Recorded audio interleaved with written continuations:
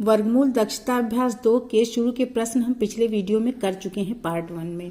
आज की शुरुआत हम 10वें प्रश्न से करते हैं। 4 अंकों की बड़ी से बड़ी पूर्ण वर्ग संख्या ज्ञात करना है 10वें प्रश्न में। तो हम सबसे पहले क्या करेंगे, 4 अंकों की बड़ी से बड़ी संख्या लिख लेंगे। 9 9 9 4 बार लिख लिया, 4 अंकों की बड़ी से बड़ी संख्या हो गई है। अब जो पूर्ण वर्ग संख्या होगी वो इससे छोटी होगी। इससे कितना छोटी होगी ये जानने के लिए इसका हम भाग विधि से वर्गमूल निकालेंगे। हमने पेयर बना लिए, 9 का ले गए पहाड़ा, 9 9 81 ही अधिकतम होता है, फिर माइनस कर दिया, ये 18 बचा, फिर अगला जोड़ा 99 उतार लिया, इधर 9 का डबल 18 कर लिया। अब क्या करते हैं, यहाँ देख रहे हैं 9 बार जा रहा है पहाड़ा, तो 9 यहाँ लिखा, 9 यहाँ लिखा, इस 9 से इसको पूरे को गुणा कर दिया तो ये आ गया 1701। अब हमने माइनस किया तो 198 बचा। तो 198 बचने से ये मतलब है कि इस 9999 में 198 अधिक है। अगर इसको हम निकाल देंगे इस 9999 से तो जो संख्या बचेगी वो पूर्ण वर्ग संख्या होगी। तो हमने वही किया, 9999 से 198 घटा दिया तो बच गया 9801। ये 4 अंकों की सबसे बड़ी पूर्ण वर्ग संख्या है। क्वेश्चन नंबर 11 है, वह छोटी से छोटी पूर्ण वर्ग संख्या ज्ञात कीजिए जो 16, 18 और 45 से पूरी विभाजित हो जाए। तो सबसे पहले हमें 16, 18 और 45 से पूरी विभाजित होने वाली संख्या निकालनी पड़ेगी जो कि इन तीनों संख्याओं का लासा होगी। तो हमने क्या किया, 16, 18 और 45 तीनों के गुणनखंड लिख दिए। अब इनके लासा निकालने का क्या तरीका है कि जो संख्याएं तीनों में है उनको लिखें, अगर तीनों में नहीं है तो 2 में है जो उनको लिखें।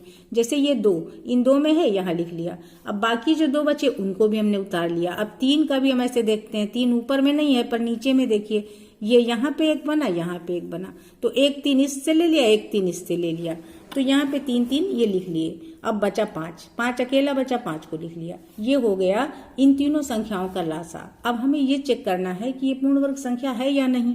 तो इसके लिए हम क्या करेंगे, जोड़े बनाएंगे।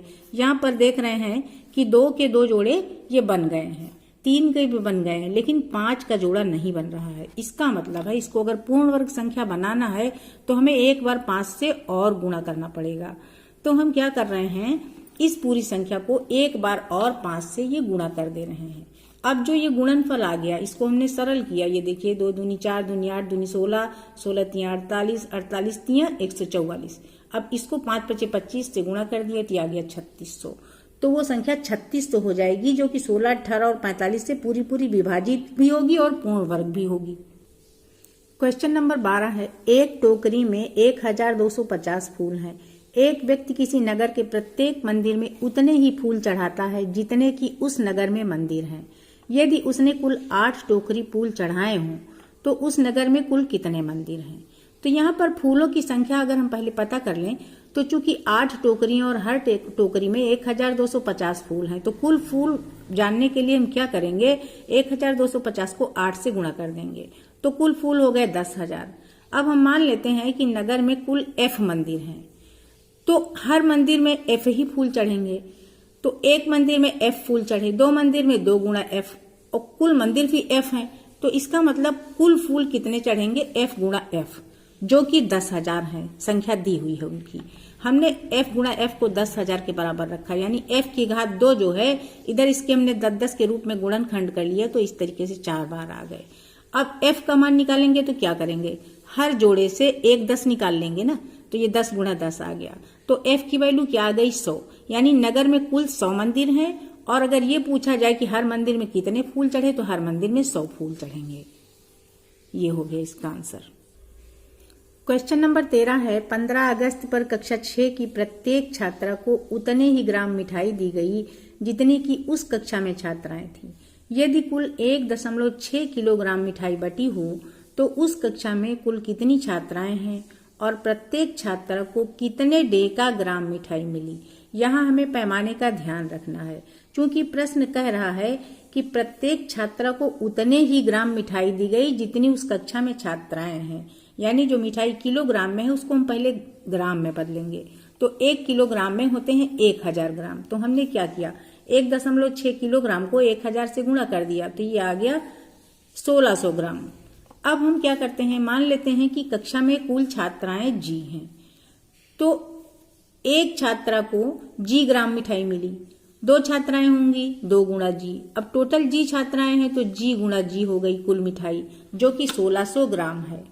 अब यहाँ पर जी की वैल्यू निकालेंगे तो क्या होगा, 1600 का वर्गमूल होगा, जो कि हम पिछले क्वेश्चंस में देखते आए हैं। अब इसके चाहे हम गुणनखंड करके देखें, चाहे हम ऐसे भी जानते हैं कि 4 का वर्ग 16 होता है। 2 जीरो है तो 1 जीरो आ गया वर्गमूल में, या गुणनखंड करके देखें तो 4 गुणा 4 गुणा 10 इस तरीके से बड़ा बड़ा गुणनखंड कर लेते हैं।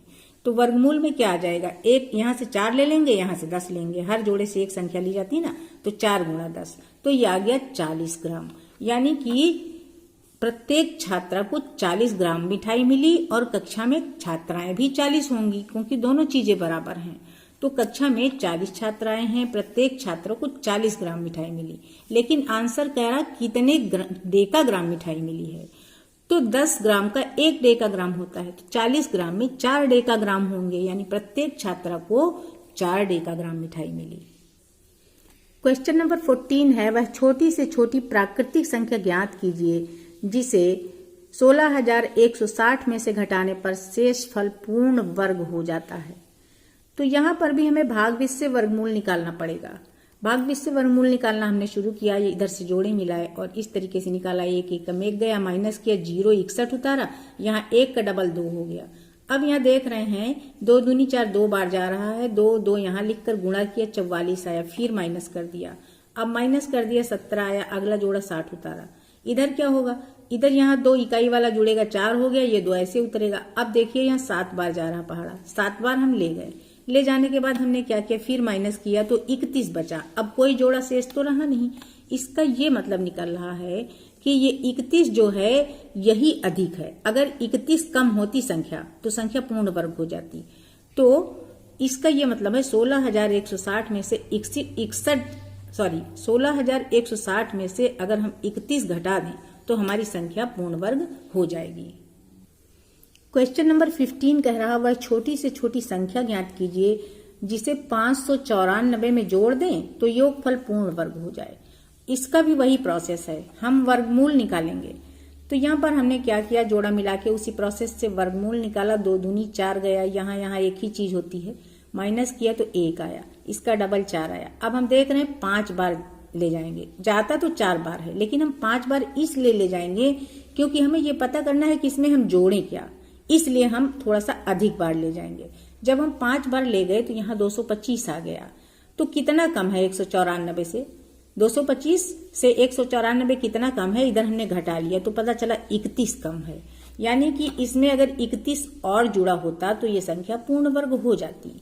इसको हम मौखिक भी कर सकते थे, क्योंकि 25 का वर्ग 625 होता है और ये संख्या 625 से 31 ही तो कम है, लेकिन हम नियमतः लिखित ही इसको करेंगे। तो इसका ये आंसर हो गया 594 में 31 जोड़ देंगे तो संख्या पूर्ण वर्ग हो जाएगी। क्वेश्चन नंबर 16 है, एक वर्गाकार बाग को स्वच्छ एवं प्रदूषण मुक्त बनाने के लिए प्रति वर्ग मीटर रुपए 2.25 मासिक व्यय आता है। यदि बाग के रख रखाव पर मासिक व्यय रुपए 3,600 हो तो बाग की लंबाई ज्ञात कीजिए। यहाँ पर कुल व्यय है रुपए 3600 और 1 वर्ग मीटर पर व्यय है रुपए 2.25।